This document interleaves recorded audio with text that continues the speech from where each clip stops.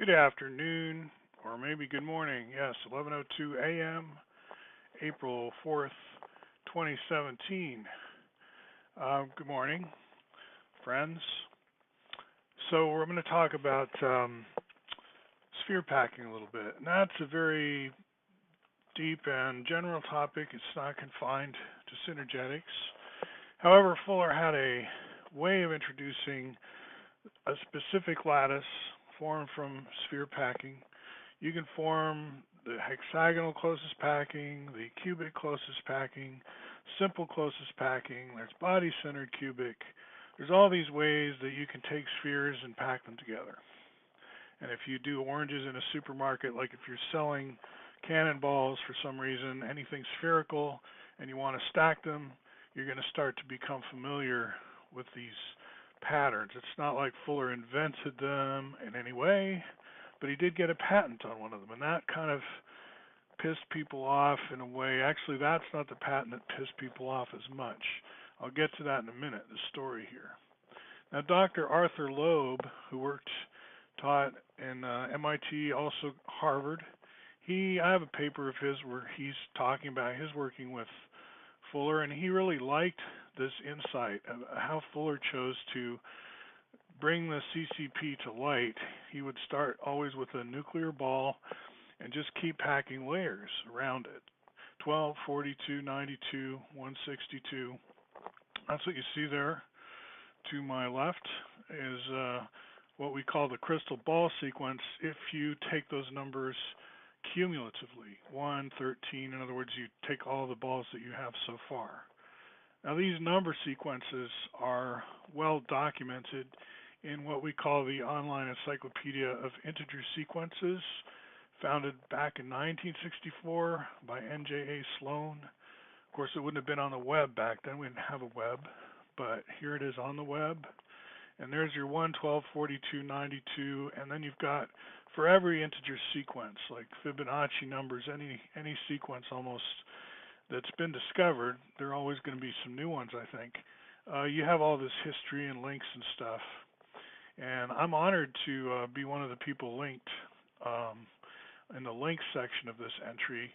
It goes to Microarchitecture of the Virus. The story here is Fuller was already famous for his geodesic domes, and the virology people were finding in their x-rays these five-fold symmetric patterns. Later, this would happen with carbon-60. And they're saying, okay, Fuller, what can you tell us about viruses, given you've been working in this area, architecture-wise? And Fuller did have a formula ready for them, that 10 times f to the second power plus 2 would generate this particular number sequence that we're talking about. And those numbers do appear in the different viruses, 1, 12, 42, 92. You can find in the icosahedral sheath that protects the RNA inside of a virus, you can find these numbers in particular. So that was pretty exciting, and Fuller was kind of hoping that he was going to get to be famous, more famous than he was, for synergetics in particular around this time. He mailed the Herald Tribune at the time, printed a story, and it looked like he was on the brink of fame for synergetics. However, Scientific American, when they wrote up the story, found a way to leave his name out. It was too politically incorrect at the time to bring in Fuller because he wasn't owned by any particular, he was kind of a maverick, and people didn't want to peg their story, their official story, to some wild card at that point. So here's the cumulative number of balls in the CCP as you pack out from a nucleus. Again, I'm connected here under links because at the same time I'm studying cumulative as well. Like if I can just plug in a number into a third-powered equation and get back how many spheres total in one computation, what would that be? And I work on that also at the same kind of time period that this website's going together. You can find more details in this pamphlet I wrote, The Invention Behind the Inventions, Synergetics in the 1990s.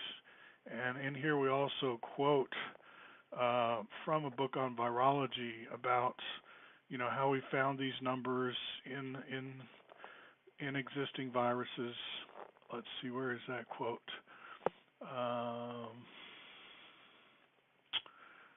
Well, yes, here we go.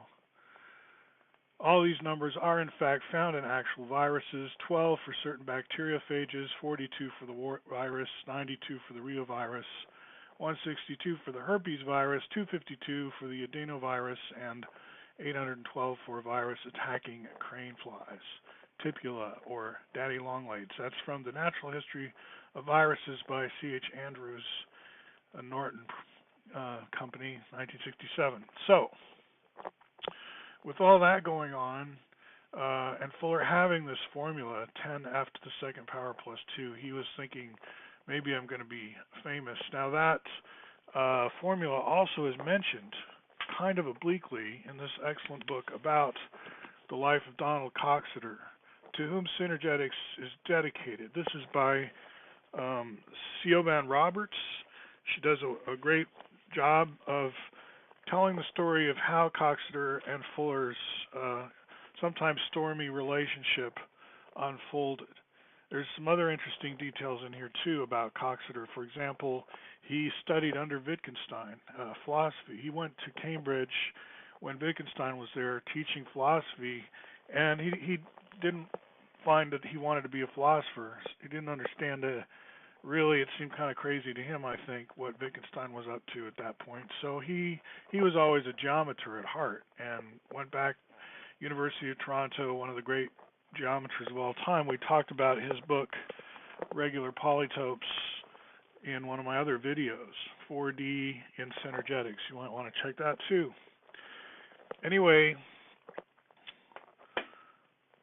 back to our sequence. Let's also remember that the jitterbug is useful here, because what we're doing is we're finding out that in any given layer, the number of balls, 12, 42, 92, or whatever, stays the same as we distort that layer from a cuboctahedron into an icosahedron. And that's what's going on in this excerpt from Synergetics, the figure. And there's a small animation there to remind you of what I mean by the Jitterbug transformation. So the fact that the cuboctahedron at layer X and the icosahedron layer have the same numbers, that's what's being discussed in these entries, where it says number of points on the surface of cuboctahedron or icosahedron. Now let's remember that we also get an architectural thing from this closest packing, this particular arrangement. We get what's called the isotropic vector matrix, or in architecture is called the Octet Truss, and you'll find it everywhere. Now Fuller actually managed to have a patent on this also for a while. Not only did he have a patent on the geodesic dome, but on the Octet Truss. And it was the patent on the dome that really pissed Donald Coxeter off at first. He formed a very negative opinion of Fuller initially because he was friends with M.C. Escher. And M.C. Escher's son had tried to break into the radome business. Now, radomes are those defense early warning radar domes. My uncle Bill Lightfoot had worked on those a little bit, mainly maintaining them, helping them stay in good shape, I think. But he didn't design them. But anyway, the radomes were an emerging business, and M.C. Escher's son wanted to get into it, and found out that the Pentagon only deals with this guy Buckminster Fuller, who has a patent. And the response of these younger folks was quite in line with today's thinking, in that you can't put a patent on the geometry of nature. Like, you can't patent DNA or somebody, these things that are found in nature. How are you supposed to patent them? I mean, how do you come to own something like the isotropic vector matrix, right? But patent law being what it was, you can or could, at least for a time, hold these patents. Now Donald, even though he's negative about Fuller, and as a result of that intellectual property issue. See, Fuller thought he was patenting everything to prove what one individual could do. Like, if I commit to serving all humanity or whatever, I'm going to just naturally start to have a cornucopia of good ideas, and I'm going to document that as guinea pig B and prove to the world that my philosophy is working, because look at what I've got to my name now. He's like collecting awards and degrees and all this stuff. He's trying to make a point. So Fuller, to others though, looks aggressively protective of every idea he's ever had. It's like, you jerk, why don't you share? So there are conflicting agendas going on. Anyway, those patents have expired. Anyway, author Loeb, who received a letter from Coxeter about how pissed he was about this Fuller guy, he liked the way that crystallography was getting a boost from this way of introducing crystallography. He worked with Fuller, Loeb did, and found that was a productive relationship. Also in this book, King of Infinite Space by Siobhan Roberts, as I said, there's allusion to that formula, 10f to the second power plus 2, which gives you the number of spheres in either an icosahedron or a cuboctahedron at layer F. Coxeter admired that Fuller had come up with that. And in this book he says, you know, that's an achievement, even if you can just prove it with high school math. And he calls back a certain writer for the New Yorker, I think, on fact check, saying, you know, Fuller's great if he's discovered this, and hey, it's true, I just proved it to my own benefit. And it's like he called back and said, you know, and it is true.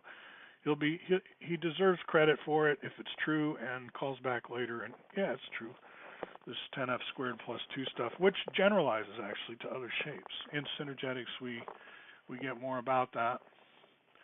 So that's the beginning of synergetics in a lot of ways, in that this isotropic vector matrix, so-called, then becomes our scaffolding or framework in which we do our other shapes. Almost all of synergetics, you could say, takes place within 12 around 1. That 2-frequency cube is the stage, and all the actions sort of for which synergetics is known, all this concentric hierarchy of polyhedra is taking place within any 12 around 1, you could say.